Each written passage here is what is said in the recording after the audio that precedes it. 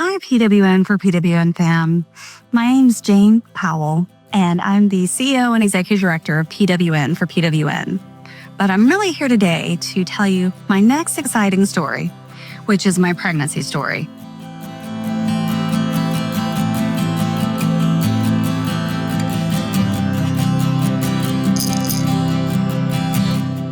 So having narcolepsy makes you high risk, period.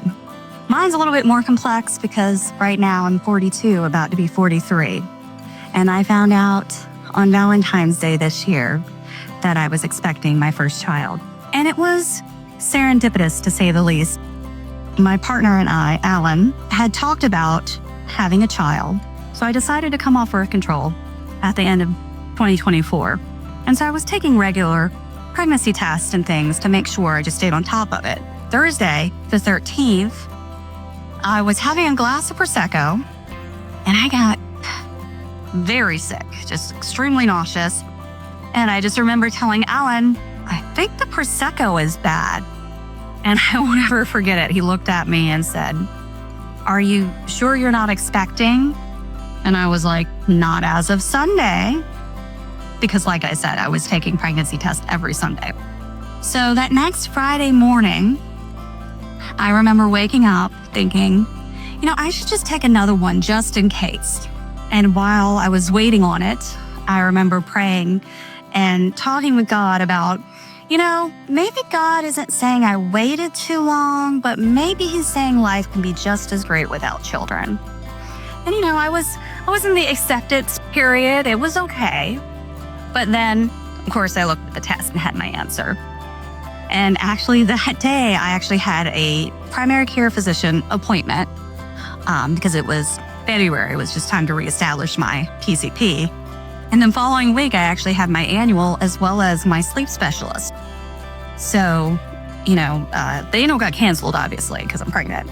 Unfortunately, in Florida, one of the things that, if you decide not to have a child, it's very limited on what your choices are. So while I'm not here to talk about pro-choice or pro-life, all I will say is 6 weeks is a very short period of time. So when they canceled my annual, I was like, well, I need to speak to a geneticist as well as a medication specialist. I don't have very much time. For some reason, I up and changed my mind. And so they were super quick at USF Health. They had me on a call with them within 2 days. And I won't forget speaking with the geneticist, and she's like, "Jane, what is really your concern?" And I was like, if the baby's not born with a skull? I was more concerned with very drastic issues and concerned, with, time limitations or what have you. And I really didn't understand the process. And so she walked me through everything, the testing dates for each thing. A lot of the testing can't even happen until you're at 20 weeks. So far, I've already had my 2 sets of genetic testing for being a carrier as well as any chromosomal abnormalities. And they were all negative, so that's good. Right now, I'm right about 15 weeks. And so far, so good. So I will definitely be back with updates on, things that I found, how I'm feeling.